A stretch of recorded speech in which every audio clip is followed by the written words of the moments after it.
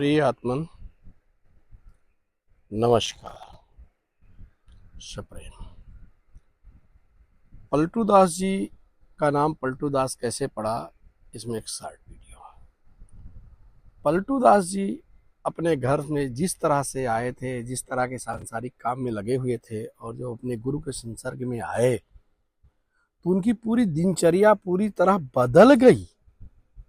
आए थे गुरु की तरफ मुंह करके, अब तो पीठ हो गई गुरु की तरफ, पलट गए पूरी तरह भगवान की तरफ चले गए।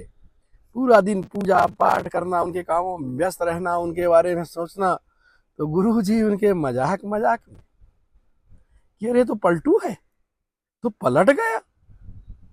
मैं बोला भाई संसार के कामों में लग जाओ, उधर मन नहीं लगता इसका, कैसे चलेगा, ये तो पलटू है। तो उन्हें पलटू दास कह दिया, और गुरु के पलटू दास नाम रखने को उन्हें प्रसाद स्वरूप समझ के, प्रसाद स्वरूप लेकर के अपने आप में उसको ग्रहण कर लिया और बन गए पलटू दास।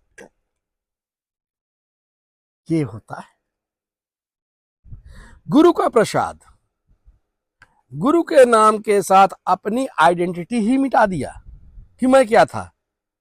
आज भी यह परंपरा है संतों का, जब वो संत बनने के पहले जो नाम था वो लिया ही नहीं जाता, पर अब यह सिर्फ परंपरा बची है, ऐसा कुछ नहीं है। हमारे यहाँ संत मंडली आई थी, उनसे पूछा गया असली नाम आपका क्या है, गांव क्या है, बोलो तो हमने सब कर दिया। संत बनने की परंपरा में आपका पिंडदान करा दिया जाता है कि ये जो शरीर है आपका, ये शरीर आज से मरा हुआ माना, इसके पंडित पिंडदान हो गई, खत्म।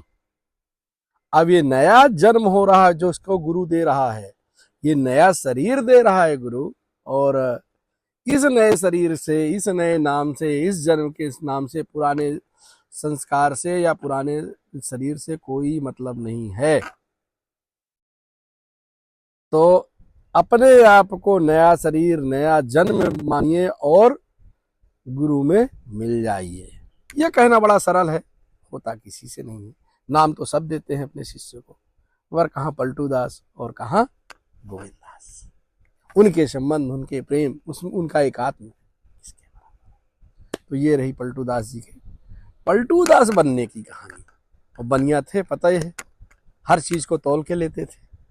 उन्हें ज्ञान को भी लिया तो तौल के लिया, और ऐसा लिया कि बस लेते ही रह गए।